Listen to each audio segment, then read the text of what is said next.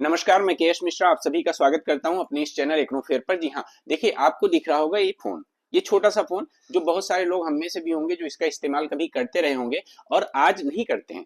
आज हम लोग इसको एक नाम दिए हुए हैं डब्बा फोन। लेकिन फिर भी क्या आपको याद है कि यहाँ जो है अगर भारत में मैं बात करता हूँ तो लगभग 15 करोड़ से ज्यादा लोग ऐसे हैं जो इस फोन का इस्तेमाल आज भी करते हैं। अर्थात उनको 4G और 5G की कोई आवश्यकता नहीं होती, उनका काम सिर्फ 2G सर्विसेज से चल जाता है, उनको किसी भी डेटा पैक की आवश्यकता नहीं होती। लेकिन इसके बाद भी जो टेलीकॉम कंपनियां हैं उन्होंने उन पर ऐसे प्लान थोप रखे हैं क्योंकि उनके पास 2G प्लान अवेलेबल नहीं है। चाहे आप वोडाफोन आइडिया की बात कर लो, चाहे आप एयरटेल की बात कर लो, चाहे आप जियो की बात कर लो, ठीक है, तो बीएसएनएल को छोड़ के किसी के पास में 2G प्लान अवेलेबल नहीं है। अब ऐसे में क्या करना पड़ता है, मजबूरी में उनको 299 का मतलब लगभग 300 के आसपास में रिचार्ज कराना पड़ता है मिनिमम, कि जिससे एक महीने तक उनकी सर्विसेज कंटिन्यू रहे। अब देखा जाए तो कुछ ऑपरेटर जैसे एयरटेल है वो तो वैलिडिटी भी खत्म, इनकमिंग भी खत्म हो जाती है जो है रिचार्ज खत्म होने के एक दो दिन बाद। तो ऐसे में बहुत बड़ा वर्ग है जो आप समझ लीजिए जिसकी आवश्यकता नहीं फिर भी वो पैसे खर्च कर रहा है ऐसे रिचार्ज कराने में। तो उसके लिए टेलीकॉम रेगुलेटरी अथॉरिटी यानी कि ट्राई ट्राई ने एक बहुत जबरदस्त निर्णय लिया है। तो क्लास से बने रहिए, उस पूरे निर्णय को जानेंगे, पूरे डिसीजन को जानेंगे कि उसने कौन सा ऐसा डिसीजन लिया है और टेलीकॉम रेगुलेटरी अथॉरिटी को कौन कौन से उसने जो है मतलब डायरेक्शंस दिए हैं। इन सभी पर हम बहुत डिटेल्ड में बात करने वाले हैं, इसलिए आप क्लास से बने रहिए, क्लास से बिल्कुल भी पीछे मत हटिएगा। और देखिए आपको बहुत कुछ जानने को आपको मिलेगा आज। देखिए ये सारे कुछ प्लान है, जैसे पहले ये सारे प्लान सस्ते थे, लेकिन बीच में अभी हाल ही में क्या हुआ, एयरटेल और जियो इन सभी ने और वोडाफोन आइडिया ने अपने सारे प्लान्स बढ़ा दिए। देखिए जियो की बात करें तो बहुत लोग तो खूब रील्स बना बना के जो है फेसबुक और इंस्टाग्राम पे डालना शुरू किए कि भाई अनंत अंबानी की शादी हुई है उसका खर्चा जियो वसूल रहा है। लेकिन ये चीज चलो जियो पर कह सकते हो, बट साथ में एयरटेल और आइडिया इन्होंने किसकी शादी की है, इन्होंने भी प्लान बहुत बढ़िया सारे प्राइसेज रेज कर दिए। अब देखो 28 दिन की वैलिडिटी का जो आपका 169 में था 249 में कर दिया एयरटेल ने, ठीक है। अब ऐसे में देखो सिर्फ और सिर्फ ये जो 28 दिन वैलिडिटी लिखा है, जैसे 149 से 199 हो गया, ये किसका दिया हुआ है, जियो का। लेकिन फैक्ट ये नहीं है, इससे भी महंगा प्लान हो चुका है, 199 में भी नहीं मिलता, 299 से नीचे इसका कोई प्लान नहीं मिल रहा है 28 दिन का, ठीक है। आइडिया का 84 दिन के प्लान। अब इन सभी प्लानों में लगभग में किसी ने 34%, किसी ने 35% की बढ़ोतरी की। अब इस बढ़ोतरी के चलते उपभोक्ता बहुत परेशान हो गया कि भाई इतने महंगे प्लान हर महीने हमको रिचार्ज कराने पड़ते हैं। एक न्यूज आप देखिए कि Jio Airtel 5G pricing surge, consumer to spend ₹47,500 more annually.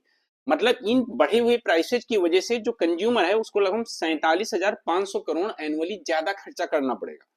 अब इन सभी को आप ध्यान से समझिएगा। इसके बाद में अगर हम बात करते हैं भारत में, तो भारत में लगभग में 15 करोड़ से ज्यादा ऐसे जो है यूजर्स हैं मोबाइल फोन के जिनको 4G या 5G प्लान से कोई मतलब नहीं, वो डेटा यूज नहीं करते हैं, वो आज भी जो है 2G सर्विसेज इस्तेमाल करते हैं और ऐसा फोन चलाते हैं जिसमें जो है व्हाट्सएप नहीं चलता है, कोई भी मतलब इंटरनेट सर्विसेज नहीं चलती हैं, कोई ऐप नहीं होते हैं, ठीक है। लेकिन इसके बावजूद भी उनको ऐसे रिचार्ज कराने पड़ते हैं। इवन हम में से भी कई लोग हैं, जैसे मैं अपनी बात करूं, अब मेरे साथ क्या है कि घर पे भी वाईफाई लगा हुआ है, ऑफिस में भी वाईफाई लगा हुआ है, तो मुझे इतने ज्यादा हाई डेटा प्लान की कि पर डे जो है 2 GB चाहिए या 1.5 GB चाहिए, मुझे आवश्यकता नहीं पड़ती है, बट फिर भी मुझे रिचार्ज कराना पड़ता है हर महीने।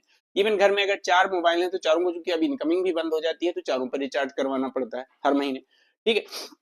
तो ऐसे में क्या हो, इस इससे बचने के लिए ट्राई ने क्या किया है, जो टेलीकॉम कॉम रेगुलेटरी अथॉरिटी है, इसने कुछ रूल्स लाए हैं। और उस रूल्स के तहत ये मैंडेटरी कर दिया है कि जो टेलीकॉम ऑपरेटर्स हैं उनको एक voice calls and SMS with no compulsion to buy internet data, एक प्लान लाना पड़ेगा, एक ऐसा प्लान लाना पड़ेगा जिसमें क्या है कि ये फर्स्ट जनवरी से लागू हो जाएगा, इसी 1 जनवरी से लागू हो जाएगा कि हाँ, जिसमें वॉइस कॉल्स और एसएमएस के लिए सिर्फ प्लान होगा और इंटरनेट डेटा नहीं होगा, जिससे ऐसे उपभोक्ता जिनको इंटरनेट डेटा की आवश्यकता नहीं पड़ती है और फिर भी मजबूरी में उनको जो है इंटरनेट डेटा परचेज करना पड़ता है प्लान के साथ में, तो उनको इससे निजात मिलेगी। वो एक बहुत बड़ा वर्ग होगा जिसको इससे फुर्सत मिलेगी और काफी उनकी बचत भी होगी। आर्थिक क्या बचत होगी, इन सभी पे क्या इकोनॉमिक बेनिफिट है और इन सभी पे और सोशल बेनिफिट क्या है, इन सभी पे हम बहुत डिटेल में बात करेंगे, ठीक है, बहुत डिटेल में बात करेंगे, बने रहिएगा। और ये किया किसके तहत है, अभी हाल ही में आप जानते हैं कि संसद में जो है जैसे टेलीकॉम कंज्यूमर प्रोटेक्शन रेगुलेशंस 2024 जो 12th अमेंडमेंट था, और टेली कम्युनिकेशन टेरिफ यानी 17th अमेंडमेंट ऑर्डर, ये 2024 पास किया गया।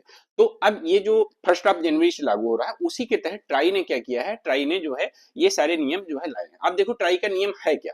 देखो अब ट्राई का नियम क्या है कि पहली चीज सिर्फ कॉल और एसएमएस का प्लान आपको लाना पड़ेगा। ऐसा नहीं है कि आप जबरदस्ती जो है डेटा थोप रहे हो। अब अगर कॉल और एसएमएस का प्लान आ जाता है तो आप समझिए एक बहुत बड़ा वर्ग जिसको जो है डेटा की आवश्यकता नहीं है वो लाभान्वित होगा इससे। ठीक है, मोबाइल कंपनियों को अब कॉल और एसएमएस के लिए अलग अलग प्लान लाने पड़ेंगे, डेटा अनिवार्य नहीं है। ठीक है, डेटा आप नहीं परचेज करना चाहते हैं तो नॉर्मल केवल कॉल और एसएमएस वाला जो है प्लान खरीद सकते हैं। जैसे आप भी समझ लीजिए आपके पास दो मोबाइल हैं, एक में आपका डेटा में काम चल जाता है, दूसरा बिना डेटा के भी काम चल जाता है। तो आप कम से कम एक में डेटा वाला रिचार्ज कराएंगे, दूसरे में आप बिना डेटा वाला रिचार्ज भी करवा सकते हैं, ये काफी सस्ता होगा। ठीक है, ये फैसला ग्राहकों के हित में है जिनको मतलब मोबाइल डेटा की आवश्यकता नहीं होती, उपयोग नहीं करते हैं। अब आर्थिक प्रभाव क्या पड़ेगा, पहली चीज देखो कम खर्च होगा। अब सिर्फ कॉल और एसएमएस के लिए आप प्लान ले लीजिए, साथ ही बचत भी होगी क्योंकि जो अनावश्यक डेटा था उससे मुक्ति हमें मिल जाएगी, हमें मजबूरी में खरीदना पड़ रहा था। ठीक है, तो इसलिए ग्राहकों के पास विकल्प होंगे कि भैया हमको डेटा वाला लेना है, विदाउट डेटा वाला लेना है। इससे समावेशी विकास होगा। समावेशी विकास कैसे होगा, क्योंकि देखिए प्लान इतने महंगे हो गए थे कि आज भी देखिए तो ग्रामीण एरिया में बहुत सारे गरीब लोग हैं जो उनका रिचार्ज नहीं करवा पाते हैं, और नतीजा उनका फोन बंद हो जाता है, या फिर वो अपना मोबाइल रखना बंद कर दिए हैं क्योंकि इतना महंगा रिचार्ज। भाई ग्रामीण एरिया में आप जाइए, महीने का 299 399 का रिचार्ज करवाना हर व्यक्ति के बस की बात नहीं होती है। और खासकर घर में एक फोन का तो रिचार्ज करवा लेंगे, बट ग्रामीण एरिया में भी आज सबके पास फोन है। तो ऐसे में जो है समावेशी विकास जो हमारा है वो प्रभावित हो रहा था, इसमें समावेशी विकास भी सुनिश्चित होगा। दूसरा, अगर मैं बात करूं कि कंज्यूमर को और क्या लाभ होंगे, पहली चीज आप देखिए जो पारदर्शिता आएगी, जो छुपे हुए शुल्क हैं वो भी खत्म हो जाएंगे, प्लान भी आपके किफायती आ जाएंगे। ठीक है, आवश्यकता अनुसार आप प्लान ले सकते हैं तो लचीलापन भी रहेगा, बाकी बेहतर सेवा। और अभी इसमें देखिए, अब देखिए एक प्रतिस्पर्धा आएगी। प्रतिस्पर्धा से क्या होगा, जो कंपटीशन है उससे जो है क्वालिटी में इंप्रूवमेंट करेंगे ये टेलीकॉम ऑपरेटर्स। जैसे अभी आप देखते हो कि क्या कर रहे हैं कि आपसे प्लान तो 5G का रिचार्ज करा रहे हैं, लेकिन जो स्पीड आपको मिल रही है वो 2G 3G की मिल रही है, इसमें भी बहुत बड़ा घोटाला घपला होता है। ठीक है, आप कहीं कॉल हैंग हो जाती है आपकी। ठीक है, कभी आपकी जो है पता चल 3 बार कॉल करो, कॉल रिसीव होने के बाद आवाज नहीं आती है, बहुत सारी चीजें हैं। केवल पैसे जरूर लिए जाते हैं लेकिन आपको बेहतर सेवा नहीं दी जाती है। ठीक है, तो ऐसे में क्या होगा, अब जो उपभोक्ता केंद्रित नीति बनाई जाएगी, जो भी भविष्य में ऐसी चीजें आएंगी।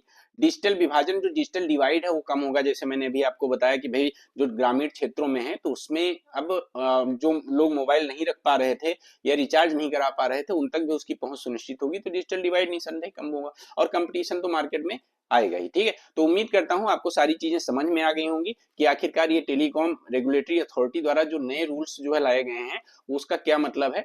और क्लास अच्छी लगी हो तो आप सभी लोग लाइक करें, चैनल को सब्सक्राइब करें और बेल आइकन दबाना मत भूलें। धन्यवाद आप सभी का।